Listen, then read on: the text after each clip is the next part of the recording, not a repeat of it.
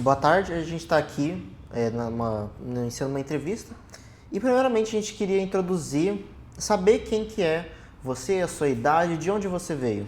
Muito bem, Dan. Eu sou campograndense, nasci 1º de janeiro de 83, mas só nasci em Campo Grande. Logo depois disso, a minha família se mudou para o Rio de Janeiro e posteriormente, com 3 anos, eu fui para Curitiba. Então, toda a minha formação acadêmica, escolar, foi em Curitiba.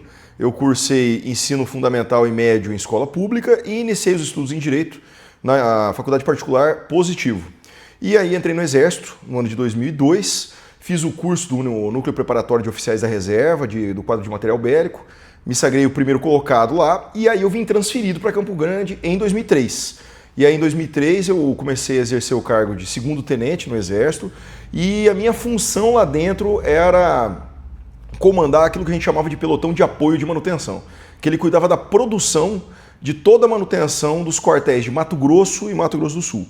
E também acabei conhecendo o estado, por quê? Porque haviam algumas missões, que a gente chamava missões de apoio direto, onde a gente visitava os quartéis em loco, ao invés de trazer esse material para manutenção em Campo Grande, e fazia aquela manutenção mais leve em loco. E aí visitei os quartéis de Dourados, Três Lagoas, Aquidauana, Aragarças, Barra do Garças, aí já Mato Grosso, Cáceres, entre outros, né, fazendo essa manutenção. E aí a gente acaba, que a gente ia 2 vezes por ano nesses quartéis, a gente acaba conhecendo o estado, né? E aí, posteriormente, ali em 2009, eu me formei em 2007 no curso de Direito da UCDB aqui, aí em 2009 eu dei baixo, porque eu era oficial temporário, e comecei a advogar em Campo Grande. Aí em 2009 eu comecei a cursar um mestrado em Direito Constitucional na PUC do Rio de Janeiro, e em 2010 eu comecei a dar aula. Aí eu dei aula de Direito Constitucional no início, Direito Constitucional, Direito Tributário, aí me formei na pós-graduação de Direito Tributário e, posteriormente, eu assumi só a cadeira de Direito Tributário e Direito Empresarial. Perfeito. Então você teve uma carreira aí que teve vários rumos, né?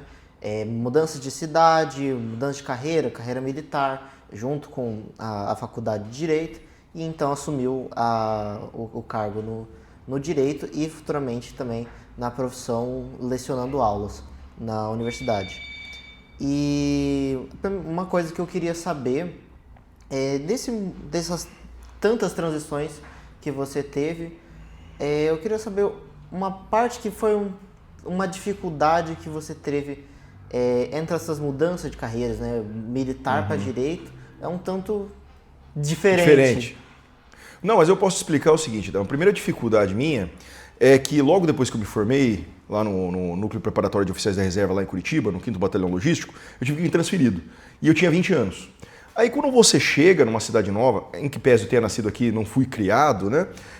Você tem todo aquele estranhismo, porque eu vim sozinho, aí, o que será de mim? E agora? Aquela coisa toda, iniciando numa universidade a qual eu também não tinha conhecido nenhum. Então essa foi a primeira dificuldade na minha carreira.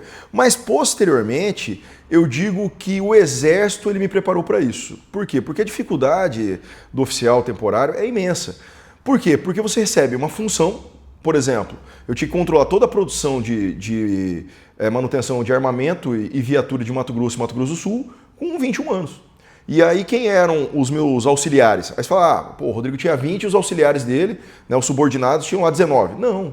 Eram pessoas, eram sargentos, primeiros sargentos, com 50 anos de idade.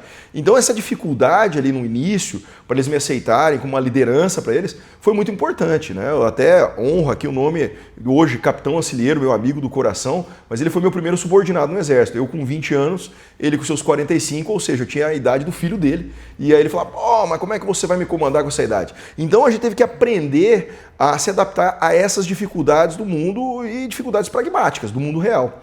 A mudança da advocacia, do Exército para a advocacia, foi realmente complicada. Por quê? Porque o Exército, querendo ou não, ele tem uma hierarquia e disciplina muito forte e qualquer situação ela é punida com rigor e, por vezes, até injusta.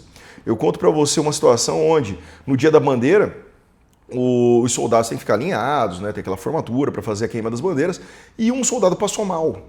E eu estava de serviço nesse dia. E aí eu só recebi uma ligação do general, Correia, prende o soldado que caiu. Mas como é que eu vou prender o cara? Qual foi a transgressão disciplinar?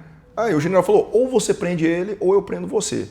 Entendeu? Então eu comecei ali no meu último ano de exército, 2008, 2009, que eu saí no meio do ano, a ficar meio revoltado. Me formei em 2007 E aí quando você se forma em direito, você começa a ter uma visão um pouco diferente de direitos, obrigações, garantias, né? Em especial direito constitucional, que eu sempre gostei, aí você começa a ficar meio indignado.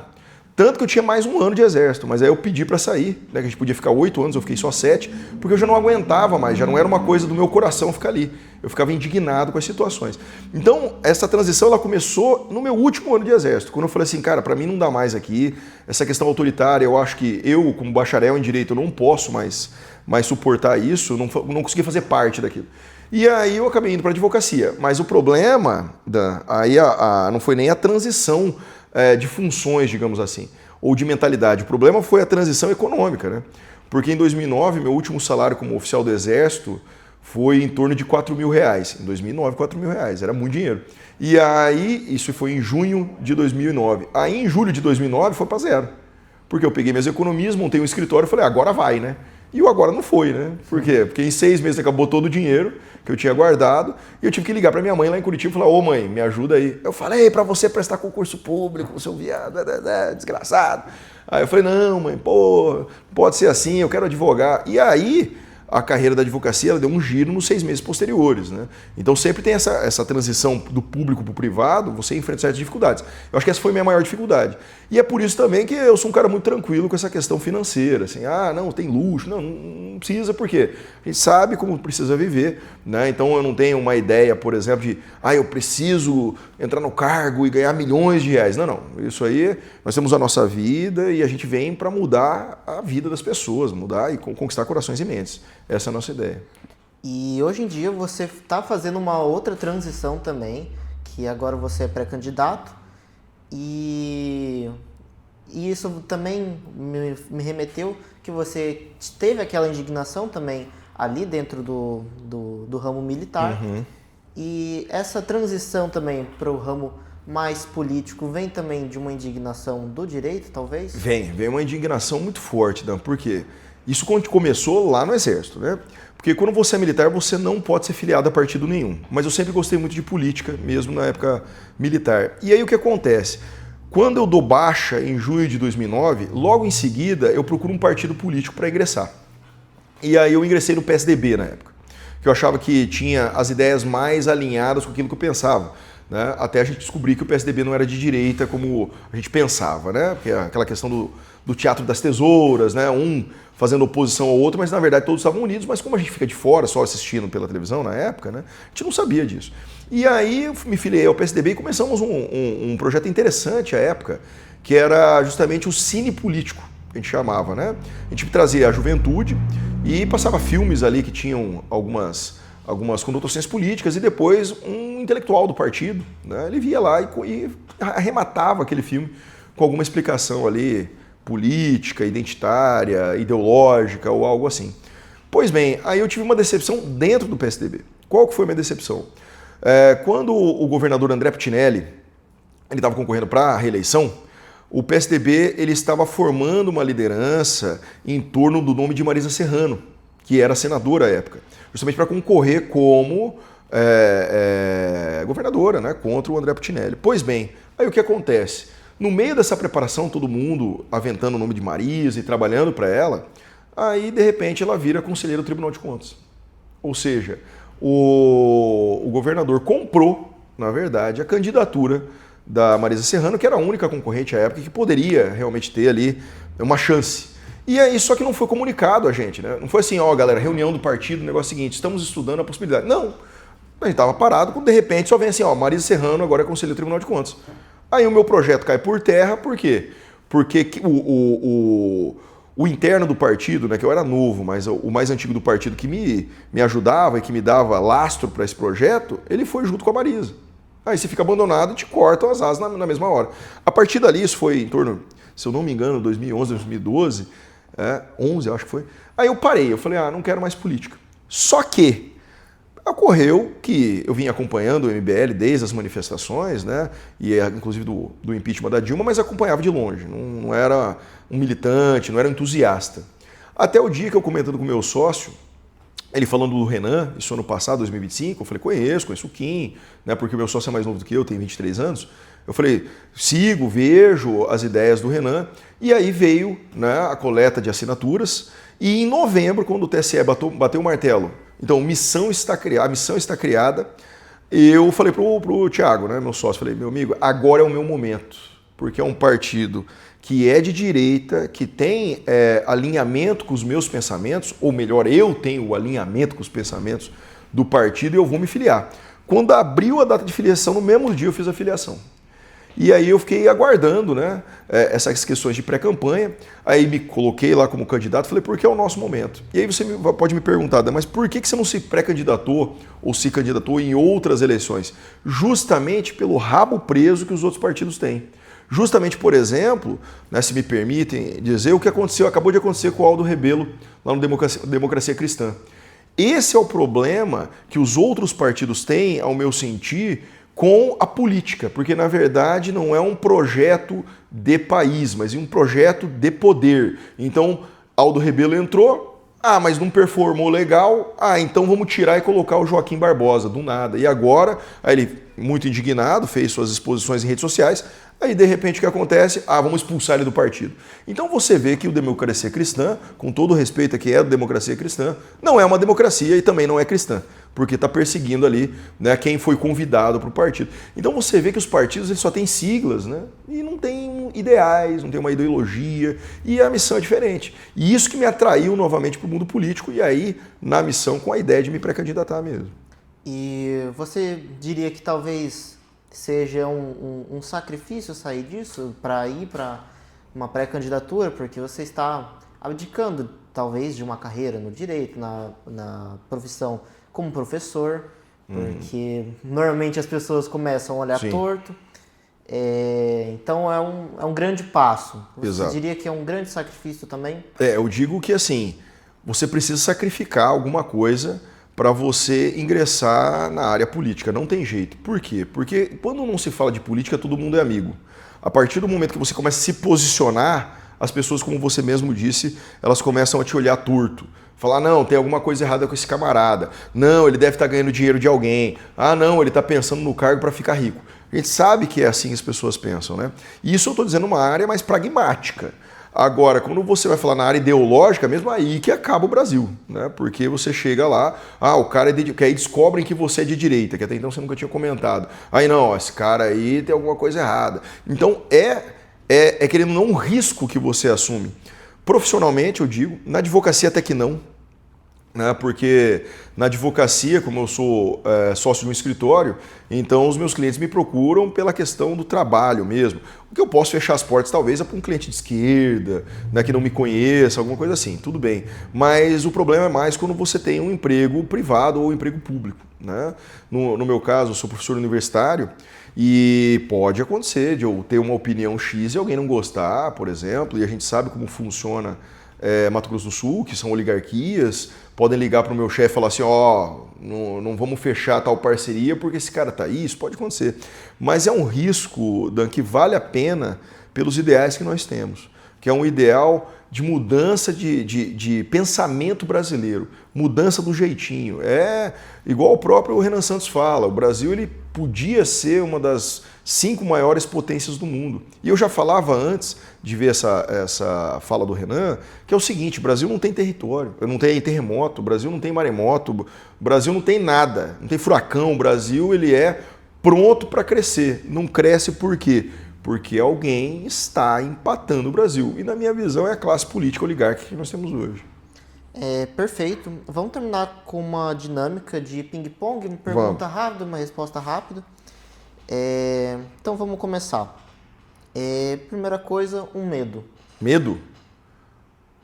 Boa pergunta, hein? Eu acho que eu sou igual o Demolidor, o homem sem medo, hein? Medo não tem, medo não tenho medo de nada, não. Um hábito. Hábito? Andar de bicicleta. Uma comida. Galinhada da minha esposa. Um conselho. Conselho, lute pelo seu ideal. Uma cor. Azul. E uma última pergunta. Como você quer ser lembrado? Eu quero ser lembrado pelo meu trabalho, como uma pessoa honesta e que reclama, mas faz.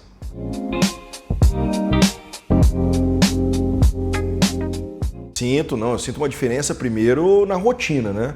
Porque como eu tenho uma rotina muito ocupada, ministrando aulas de manhã, a partir das 7h30 e à noite até as 10h30 da noite, tem que acordar 4 horas da manhã para produzir conteúdo, para fazer roteiro, para pensar, né, no que vamos fazer e até, inclusive, se porventura ganharmos ali, né, o que nós vamos fazer com o Mato Grosso do Sul. Então, assim, primeira coisa é acordar mais cedo. Segunda coisa, a gente descobre quem é seu amigo de verdade. Né? Porque os amigos, não, nós estamos te apoiando, mas você não vê uma curtida do camarada no vídeo, um compartilhamento. Então você vê que alguns amigos, eles querem você bem, mas não querem você melhor do que eles. Então você já percebe isso, você já separa o jogo do trigo. E uma surpresa é o pessoal da militância. Porque, vou até citar o caso aqui do Flávio, né? Um belo dia a gente estava fazendo ação de rua, de repente chega um rapaz com equipamento e monta o equipamento e microfona. Rodrigo, qual que é o roteiro que nós vamos gravar? Nem se apresentou. Eu falei, rapaz, quem é esse cara aí? Aí fui lá, fiz o vídeo, depois ele se apresentou. Não, meu nome é Flávio e eu sou voluntário nas pré-campanhas. Então você tem uma surpresa com pessoas que você nem conhecia e que têm os mesmos ideais. Então eu acho muito bacana essa questão da pré-candidatura, porque você, primeiro, descobre quem é seu aliado e, segundo, você conhece pessoas que você nem imaginava que estão tão ligadas ali nos focos da missão e que você nem pensava que existia.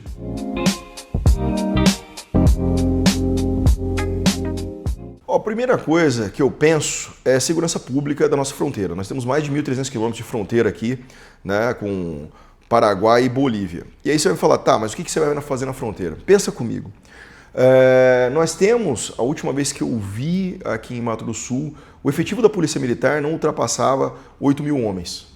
Ou seja, para o estado inteiro, 8.000 militares. Aí você tem que lembrar que 8.000 militares ainda tem pessoas no administrativo, pessoas baixadas ao hospital, coisa do tipo. E aí quando você vai ver o efetivo do Exército em Mato Grosso do Sul, são mais de 12.000 homens, aproximadamente. Aí a pergunta, por que esse efetivo não pode estar patrulhando a fronteira? Afinal, ele pode, né, o Exército, as Forças Armadas no geral, elas podem ter poder de polícia na área de fronteira, como acontece aqui em Mato Grosso do Sul, quando há a Operação Ágata, que são montados os postos de bloqueio de estradas, né, que é o que a gente chama na doutrina militar, e aí, que é o famoso PBCE. E aí você monta lá, como se fosse uma blitz, né? Posto da Polícia Rodoviária Federal, fazendo o controle daquela estrada, fazendo pare-siga, fazendo inspeções. E aí eu fico me perguntando, por que isso não é perene? Por exemplo, Ponta Porã, nós temos um quartel lá de cavalaria. Por que o efetivo daquele quartel de cavalaria não está executando uma Operação Ágata eternamente? O que está faltando? Né? Hoje é o estado de Mato Grosso do Sul que assume toda essa responsabilidade com os batalhões de polícia militar, com o DOF e com outras situações. Aí a Polícia Rodoviária Federal ela faz também ali as suas atribuições nas rodovias federais, mas é um efetivo muito pequeno. Então a minha ideia seria verificar a legislação e a possível alteração disso para que operações de policiamento na fronteira pudessem ser feitas pelo Exército Brasileiro. Essa é uma que a gente pode trabalhar. A segunda, por exemplo, e aí muito alinhada, né, com o nosso pré-candidato, o Renan Santos, é a supressão de municípios que não tenham uma arrecadação ou que não tenham, né, um gasto qualificado com investimento público. Eu vou dar um exemplo. Né? Nós temos em Corumbá, né, na região de Corumbá e Ladário. Ladário ele é um município enclave, ou seja, ele fica dentro, é como se fosse um bairro de Corumbá. Você vai ver, Ladário tá voando. Por que Ladário está voando? Porque a força de trabalho e de remuneração que eles têm ali é da Marinha do Brasil. Então você pega o comércio pujante em Ladário. Só que Corumbá, como é um município muito grande e tem que cuidar também do pessoal que é ribeirinho, você vê que é um município muito pobre. A minha pergunta é, será que a gente não podia suprimir a prefeitura, entenda? Quando eu falo suprimir, não é para o ladarense ficar bravo, né? Eu não vou ser mais ladarense. Não, você pode continuar sendo ladarense. Ladário pode continuar sendo uma cidade, mas não ser uma sede de município. E aí retirar o quê? Retirar o paço municipal, retirar a prefeitura, retirar a Câmara dos Vereadores, acabar com os servidores públicos do jeito que são e nomear um subprefeito para Ladário, por exemplo, com uma junta administrativa, e aí esse dinheiro arrecadado de Ladário ir para Corumbá para ajudar toda aquela população, por exemplo. Temos outro exemplo aqui da Ana e Anastácio. Né? Esses dias eu comentei com o vereador de Anastácio, numa festa, né? Falaram, ó, o vereador de Anastácio. Eu falei, não vou falar com ele, que eu vou falar que eu quero acabar com o Anastácio. Aí ele chegou lá na mesa, eu brinquei. Falei, vereador, eu vou acabar com o Anastácio. Você não me elege, não. Aí ele, não, tem que acabar com a Aquidauana, porque a Aquidauana que é ruim. Não tem problema, que na verdade nós não queremos acabar e encerrou. Não, a gente pode fazer um grande município, que seja chamado Aquidauana ou Anastácio, e Aquidauana ou Anastácio ser o distrito com o subprefeito, porque é um município do lado do outro, é só atravessar a ponte, então não faz sentido um gasto público com máquina pública que você sabe que não volta em investimento. Então essa eu acho que é uma segunda proposta, e aí muito alinhada com aquilo que é dito pela missão, e que precisa, querendo ou não, de aprovação em Congresso Nacional, e depois para acontecer o plebiscito, estudo de viabilidade, entre outras coisas. Né? Essa também é uma proposta que a gente tem, imediata.